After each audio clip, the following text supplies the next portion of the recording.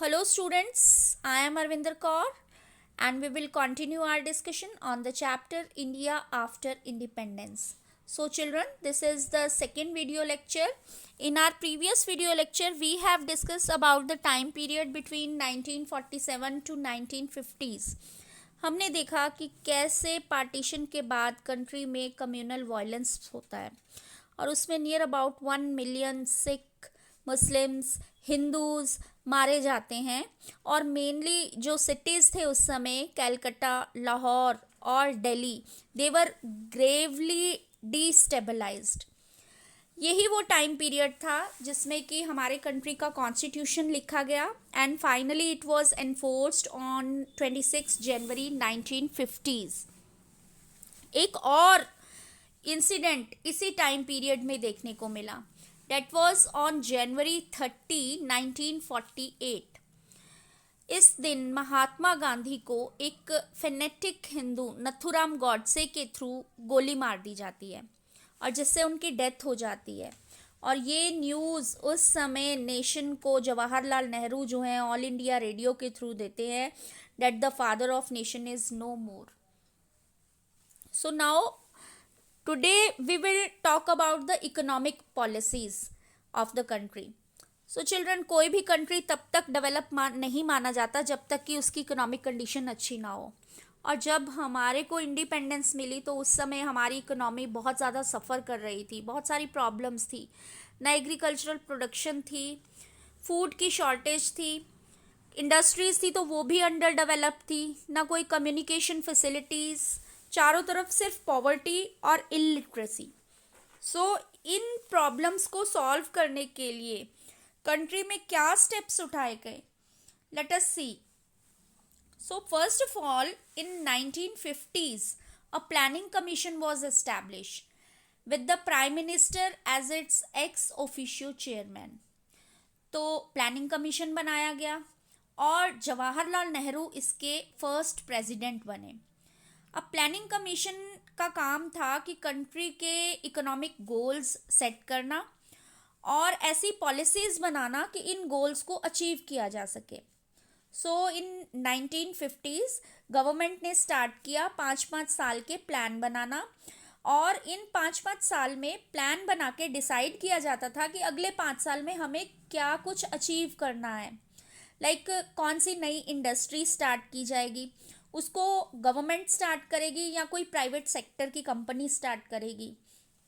Then एक balance बनाया गया डिफरेंट स्टेट्स और रीजन्स के बीच।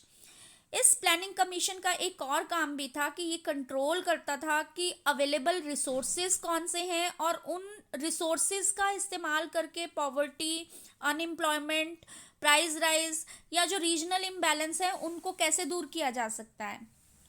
सो in this way development started. इसके साथ साथ जहाँ एक तरफ हैवी इंडस्ट्रीज और बेसिक इंडस्ट्रीज लगाई गई, वहीं दूसरी तरफ ह्यूज डैम्स, पावर प्लांट्स भी लगाए गए ताकि इरिगेशन की फैसिलिटीज़ प्रोवाइड की जा सके और इलेक्ट्रिसिटी भी जनरेट हो। इसके साथ साथ रेलवेज, रोडवेज, वाटरवेज और एयरवेज की डेवलपमेंट के लिए काम किया गया। एम्फेसिस जहां दिया जा रहा था इंडस्ट्रियलाइजेशन पे, डैम्स के ऊपर, वहीं पे कुछ लोग इसको क्रिटिसाइज भी कर रहे थे because it was damaging the environment also. So at the same time जहां प्लान्स बन रहे हैं वहीं दूसरी तरफ कंट्री में डिसाइड किया गया कि हम मिक्स्ड इकोनॉमी को अडॉप्ट करेंगे। मिक्स्ड इकोनॉमी क्या होती है, जिसमें कि गवर्नमेंट और प्राइवेट जो एंटरप्राइज हैं वो दोनों ही काम करते हैं।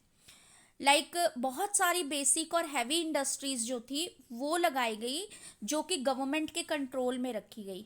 इनमें ह्यूज इन्वेस्टमेंट की ज़रूरत होती थी और पर्पज़ ये रखा जाता था कि लोगों का वेलफेयर करना है तो इसलिए प्रॉफिट को ध्यान में नहीं रखा जाएगा। दूसरी तरफ जो प्राइवेट कंपनीज थी उनको ज़्यादा एक्टिव बनाया गया कंज्यूमर गुड्स को प्रोड्यूस करने के लिए, लाइक व्हीकल्स, कॉस्मेटिक्स, डिटर्जेंट, क्योंकि प्राइवेट कंपनी का मोटिव हमेशा क्या रहता है कि हाई प्रॉफिट अर्न करना है। तो इनको इस तरह की इंडस्ट्रीज लगाने के लिए ही मोटिवेट किया जाता था। इसके साथ साथ apart from handling the situation after the independence, एक और इम्पॉर्टेंट फीचर उस पीरियड में देखने को मिला, that was the country's foreign policy.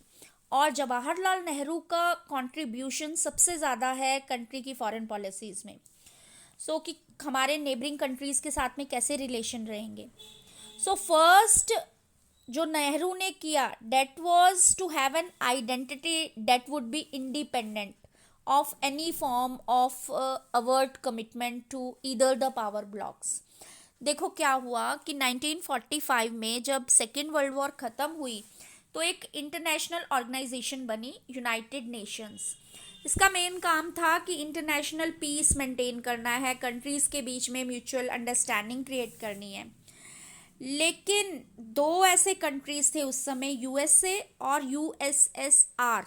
USSR को सोवियत रशिया भी बोलते हैं। तो ये दो कंट्रीज़ ऐसे थे जो सेकेंड वर्ल्ड वॉर के बाद वर्ल्ड पावर के रूप में सामने आए, सुपर पावर। तो इनके आपस के जो रिलेशन थे वो बहुत ही मिसट्रस्ट और सस्पिशन से भरे हुए थे। और ये दोनों ही सुपर पावर्स ने क्या करना शुरू किया कि वर्ल्ड के बाकी के कंट्रीज़ के साथ में समझौते करने शुरू किए, उनसे फ्रेंडली रिलेशन बनाने शुरू किए और अपना अपना एक ब्लॉक बना लिया, पावर ब्लॉक। तो कोई भी जो कंट्री होता था इंडिपेंडेंट कंट्री, या तो वो यूएसए के पावर ब्लॉक में शामिल होता था या वो यूएसएसआर मींस सोवियत रशिया के पावर ब्लॉक में शामिल हो जाता था। बट इंडिया ने क्या डिसाइड किया कि हम लोग जो हैं वो नॉन अलाइंड रहेंगे। फर्स्ट पॉलिसी जो थी वो हमारी वो थी non aligned movement, NAM। Non alignment का मतलब होता है कि हम जो हैं वो दोनों में से किसी भी पावर ब्लॉक में नहीं जाएंगे and we will adopt the independent foreign policy. तो जवाहरलाल नेहरू ने नॉन अलाइनमेंट मूवमेंट की फाउंडेशन रखी और फिर इसके बाद बहुत सारे कंट्रीज़ धीरे धीरे करके हमारे साथ शामिल होते चले गए, जिनमें इजिप्ट था, इंडोनेशिया था, then Ghana, then Yugoslavia and near about 25 countries के रिप्रेजेंटेटिव जो थे वो इसमें जो थे वो बाद में शामिल हो गए। एंड बाय द 1990s जो नॉन अलाइनमेंट मूवमेंट है it had more than 100 of members. Now as you all know that India shares the border with many countries. हमारे बहुत सारे कंट्री के साथ में बॉर्डर शेयर होता है, लैंड बॉर्डर भी है और वाटर बॉर्डर भी है, लाइक पाकिस्तान, अफगानिस्तान, चाइना, नेपाल, भूटान, बांग्लादेश और म्यांमार, इनके साथ हमारी लैंड बाउंड्री है। दूसरी तरफ श्रीलंका और मालदीव्स आइलैंड कंट्रीज़ हैं जिनके साथ इंडियन ओशियन के थ्रू हमारी जो है वो वाटर बाउंड्री शेयर होती है। So there are often differences also on the global issues like border definition को लेके, कभी वाटर शेयरिंग को लेके हमारे इनके साथ में रिलेशंस में डिफरेंसेस भी देखने को मिलते हैं। But we often sort out these through the negotiations. Indian foreign policy का एक और इम्पॉर्टेंट फीचर है that is the SAARC, SAARC। India, Pakistan, Bangladesh, Nepal, Sri Lanka, Bhutan और मालदीव्स ये मिल के South Asian Association for Regional Corporation बनाते हैं। And the heads of the founder countries जो हैं they met in Dhaka in 1985। Dhaka जो है वो बांग्लादेश की कैपिटल है। और सार्क का जो परमानेंट सेक्रेटरीट है that is at the Kathmandu. Afghanistan भी सार्क का मेंबर है। और सार्क जो ऑर्गेनाइजेशन है इसका मेन पर्पस क्या है कि ये म्यूचुअल फ्रेंडशिप और कोऑपरेशन को प्रमोट करती है। As the largest and most advanced member of the SAARC, India भी प्रमोट करता है अपने कंट्रीज़ की प्रोग्रेस को, स्पेशली इकोनॉमिक प्रोग्रेस को। Looking at the future now, अगर अब हम देखें कि इंडिपेंडेंस के नियर अबाउट 70+ ईयर्स के बाद अब हम अपने आप को कहाँ देखते हैं? We are making progress in the field of information technology, space, nuclear technology और ह्यूमन रिसोर्स डेवलपमेंट भी के ऊपर भी हमारे कंट्री में ध्यान दिया जा रहा है। और हमने जो है एक एग्जाम्पल सेट किया है जो लेस एडवांस्ड कंट्रीज़ हैं उनके लिए भी, कि कैसे वो अपनी प्रोग्रेस को अचीव कर सकते हैं। However there are still many challenges, बहुत सारे चैलेंजेस आज भी हमारे सामने हैं जिनको कि हमें ओवरकम करना है।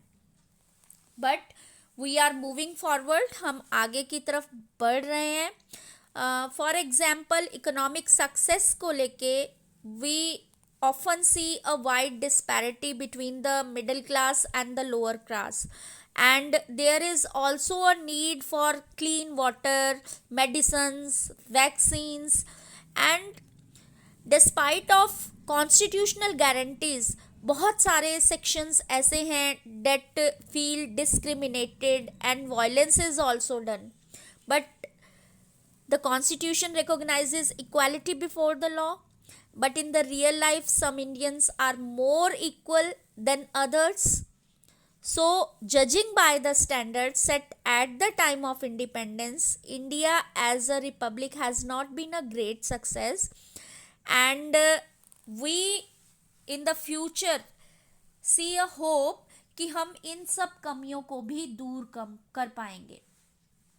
So, we hope for the better future for the India, and we will also try our best to contribute for the better future.